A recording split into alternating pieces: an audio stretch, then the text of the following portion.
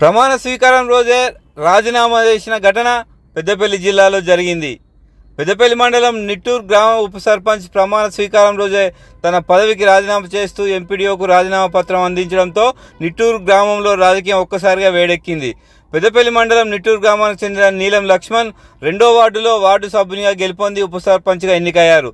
కానీ ప్రమాణ స్వీకారం రోజే తన 2వ వార్డు సభ్యత్వానికి ఉప సర్పంచ్ పదవికి రాజీనామా చేస్తున్నట్లు రాజీనామా ఆమోదించాలంటూ ఎంపీడీఓకు వినతి పత్రం అందించారు. రాజీనామా పత్రం అందుకున్న పెద్దపల్లి ఎంపీడీఓ శ్రీనివాస్ రాజీనామాను ఆమోదించి జిల్లా పంచాయతీరాజ్ శాఖ అధికారికి ప్రతులను పంపారు. నీలం లక్ష్మణ్ రాజీనామా వెనుక రాజకీయ ఒత్తిళ్లే కారణం అంటూ నిట్టూరు గ్రామస్తులు చర్చించుకుంటున్నారు. పెద్దపల్లి ఎంపీడీఓ శ్రీనివాసుని వివరణ కోరగా సోమవారం రోజే తాను రాజీనామా చేస్తున్నట్టు ఉత్తరం అందించాలని పేర్కొన్నారు. తన రాజీనామా పత్రాన్ని ఆమోదించి జిల్లా పంచాయతీరాజ్ శాఖ అధికారికి పంపామని తెలిపారు.